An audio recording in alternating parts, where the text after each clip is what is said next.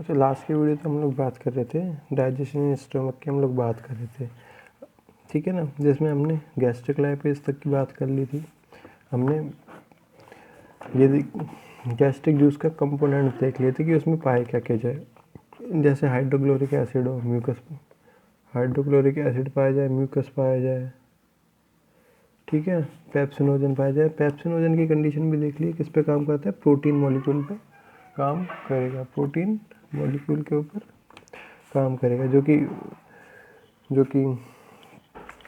Peptones में टूट जाएगा और पॉलीपेप्टाइड्स में टूट सकता है, ठीक है ना, जो कि स्मॉल मॉलिक्यूल्स है, जो कि क्या है, स्मॉल मॉलिक्यूल्स है। अभी हमने बात की HCl की, और मैंने बोला ये क्या है, हाईली एसिडिक है, हाईली एसिडिक सब्सटेंस है, किसी भी चीज़ को कर सकता है, गला सकता है, किसी भी चीज़ को रप्चर कर सकता है।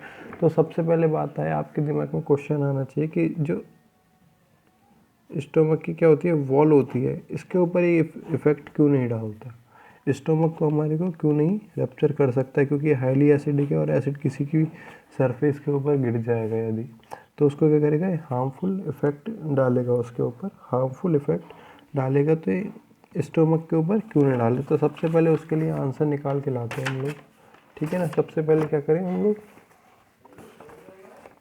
उसके लिए आंसर निकाल के लाएं। तो उसके लिए आंसर ये होता है, जो स्टोमक की वॉल होती है, जो स्टोमक की क्या होती है, वॉल होती है, इस पे क्या पाई जाती है, जो इसकी इनर लेयर होती है, इस पे मोटी म्यूकस की लेयर पाई जाती है। म्यूकस होता है बहुत ज़्यादा स्मूथी, या कह सकते हैं स्लाइमी, बहुत ज़्यादा चिकना सब्सटेंस होता है, जिसके ऊपर HCl का किसी प्रकार से इफेक्ट नहीं होता, ठीक है, HCl का इफेक्ट नहीं होता। HCl is a strong acid, but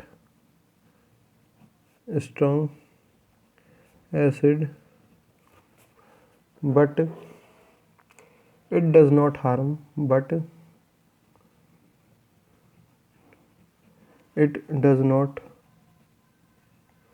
harm, stomach wall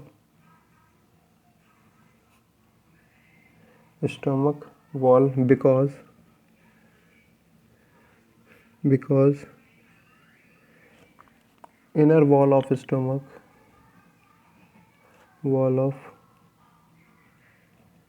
stomach has a thick covering of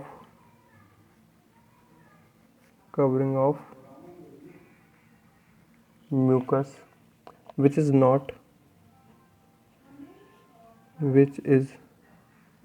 penetrated का मतलब होता है छेदना, penetrated by HCl, ठीक है ना, जो कि HCl के द्वारा पेनिट्रेट नहीं की जा सकती, जो कि HCl के द्वारा पेनिट्रेट का मतलब है छेद नहीं सकता, HCl उसको इफेक्ट नहीं डाल सकता। Penetrated HCl penetrated by HCl, so it cannot reach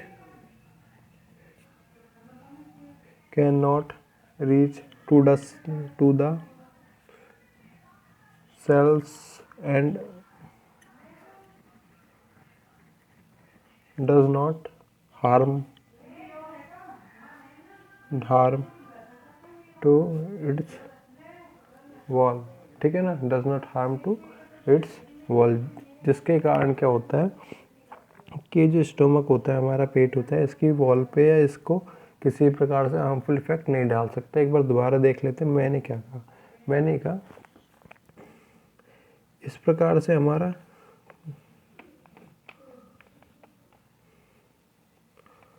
stomach पाया जाता है, इसको हम लोग 3 पार्ट्स में डिवाइड करते हैं। ये होता है कार्डिक रीजन, ये होता है फंडिक रीजन, ये होता है पायलोरिक रीजन। ये क्या होता है, पायलोरिक रीजन होता है, ये वाला रीजन होता है पायलोरिक रीजन, ठीक है। आपको पता ही है, जो इसकी जो इनर वॉल है, मतलब अंदर की जो सरफेस है, ये इनर सरफेस जिसे बोल सकते हैं हम लोग, ये वाली, ठीक है ना, जो इनर सरफेस है इस पे पाई जाती है थिक म्यूकस लेयर। थिक क्या पाई जाएगी, मोटी म्यूकस की लेयर पाई जाएगी। अभी म्यूकस क्या होता है, बहुत ज़्यादा स्लाइमी सब्सटेंस है, मतलब बहुत ज़्यादा चिकना पदार्थ है, बहुत ज़्यादा चिकना पदार्थ है जिसके ऊपर किसी भी प्रकार के HCl का इफेक्ट नहीं होता। इसीलिए ये जो स्टोमक होता है बचा रहता है, इसीलिए स्टोमक जो होता है बचा रहता है। ठीक है ना, ये हो जाता है हमारा बी पार्ट। फिर आती है बात सी की, जो कि स्टोमक से जैसे निकलते हैं हम लोग यहाँ से चालू हो जाती है ड्यूडेनम, जो कि यू शेप में पाई जाती है, आपको याद आ रहा होगा, जिसके अंदर पैनक्रियाटिक जूस और बाइल जूस आकर मिलते हैं। पैनक्रियाटिक जूस और बाइल जूस आकर मिलते हैं, जो कि स्मॉल इंटेस्टाइन का पार्ट है। ठीक है ना, तो फिर यहाँ पे चालू हो जाता है इंटेस्टाइनल डाइजेशन। इंटेस्टाइनल डाइजेशन,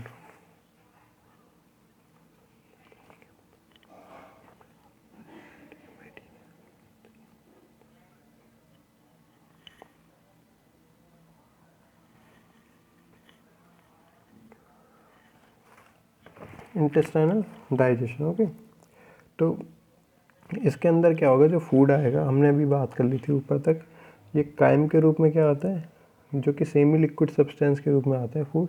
इस फूड को हम लोग बोलते हैं काइम, CHY, यहाँ पे लिख देता हूँ कोने में, काइम। ठीक है ना, काइम के रूप में यहाँ पे आएगा। ठीक है, जिसमें कार्बोहाइड्रेट होगा, प्रोटीन होगा, जो कि कहाँ पे, ड्यूडेनम के अंदर सबसे पहला पार्ट होता है इसका इंटेस्टाइन का, ड्यूडेनम। ड्यूडेनम के अंदर क्या होगा, वो मूव करेगा, ड्यूडेनम के अंदर क्या करेगा, मूव करने का काम करेगा। अब इस ड्यूडेनम के अंदर पाई जाती है ब्रूनर्स ग्लैंड पाई जाती है। क्या करती है, ब्रूनर्स ग्लैंड पाई जाती है, जो कि एल्कलाइन लिक्विड का और म्यूकस का सेक्रेशन करती है। एल्कलाइन लिक्विड जिसमें किसी प्रकार के एंजाइम नहीं पाए जाते। ठीक है ना, एल्कलाइन लिक्विड, या जिसे कह सकते हैं H2CO3 आयंस का, जो कि बाइकार्बोनेट के रूप में होते हैं। ठीक है ना, इनका और म्यूकस का सेक्रेशन करने का काम करती है, जिसका pH की यदि बात की जाए तो 8 से 9 के बीच में इसका pH पाया जाएगा। ठीक है, अब इसके pH पाए जाने की कंडीशन भी है। HCl का pH होता है 1, HCl का pH होता है 1। ठीक है ना, जो इंटेस्टाइन में सबसे पहला पार्ट होता है ड्यूडेनम। ड्यूडेनम का में जो एल्कलाइन सब्सटेंस है, इसका pH होता है 8 से 9। तो ये दोनों मिलकर जो फूड का होता है सब्सटेंस, जहाँ से जो फूड निकल के आएगा स्टोमक के अंदर से, इसका pH होगा 1। अब इसमें हमने मिला दिया 8 से 9 pH वाला एक सब्सटेंस मिला दिया, इसे एल्कलाइन लिक्विड हमने बोला है।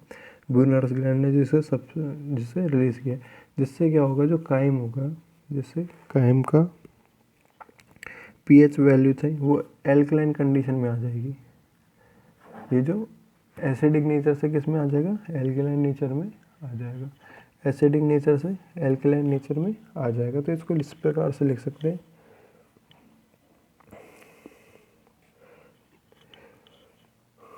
Digested food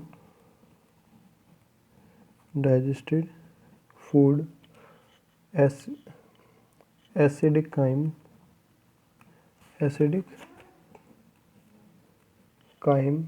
having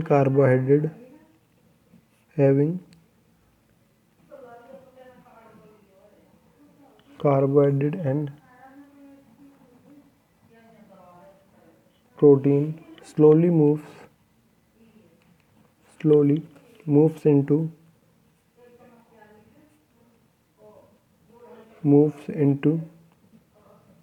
duodenum,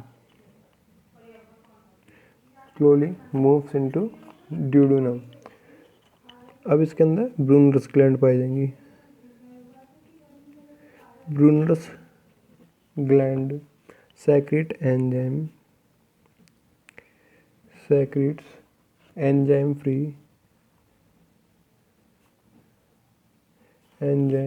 free alkaline liquid liquid bicarbonate and mucus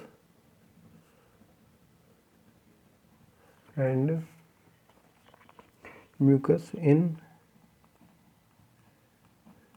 high amount, ठीक है ना। जिसके अंदर क्या होगा, लिक्विड एल्कलाइन सब्सटेंस होगा। इसके पीएच की यदि बात की जाए तो 8 से 9 इसका पीएच पाया जाएगा। दिस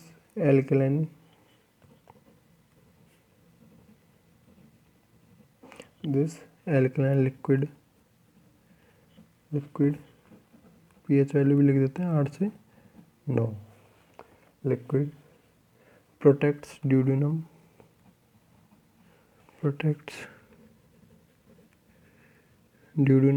अब ड्यूडेनम है, इसकी सरफेस पे, इसकी जो इनर सरफेस है, इस पर किसी प्रकार का क्या नहीं पाया जाता, म्यूकस लेयर नहीं पाई जाती। अगर यहाँ से एसिडिक फूड इसके ऊपर आएगा तो इसकी क्या होगा, हार्मफुल पाया जाएगा। इसीलिए इसमें पहले ही मिला दिया जाता है इस प्रकार का लिक्विड सब्सटेंस मिला दिया जाता है, जिससे पीएच इसका बढ़ जाए, एल्कलाइन की तरह हो जाए, जिससे इसकी ड्यूडेनम की सरफेस को किसी प्रकार की हार्मफुल इफेक्ट ना हो। Duodenum protects duodenum wall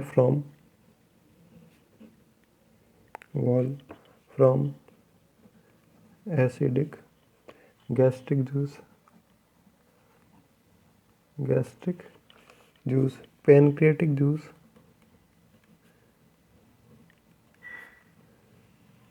pancreatic juice and bile juice also enters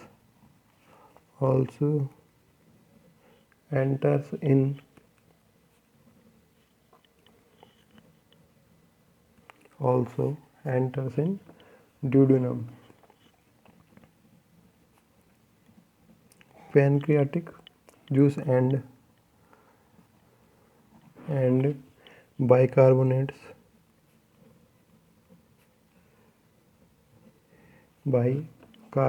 of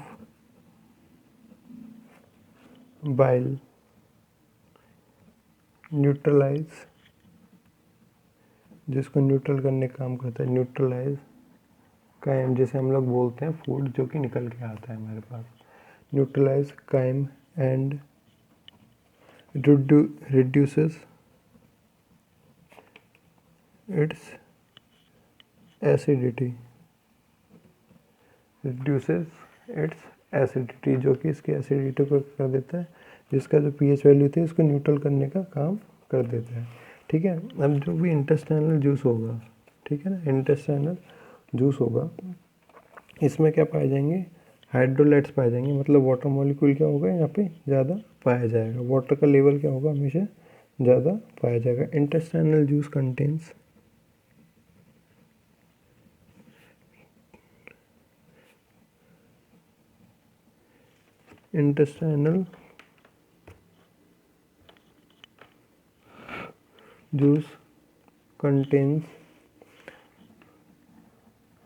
हाइड्रोलाइट्स का मतलब होता है, हाइड्रो हमेशा यूज में लिया आता है बट वाटर के लिए, लेट्स का मतलब होता है रखने वाला, ऐसा कोई भी चीज़ जो कि वाटर मॉलिक्यूल को रखता है, ठीक है ना। हाइड्रोलेट्स एंड वाटर इन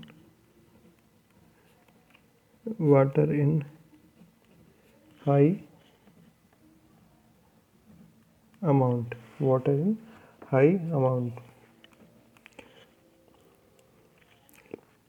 जिसके अंदर किसी भी प्रकार के डाइजेस्टिव एंजाइम नहीं पाए जाते,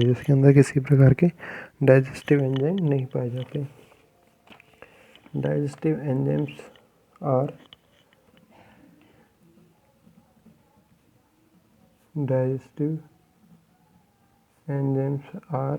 एब्सेंट इन इट,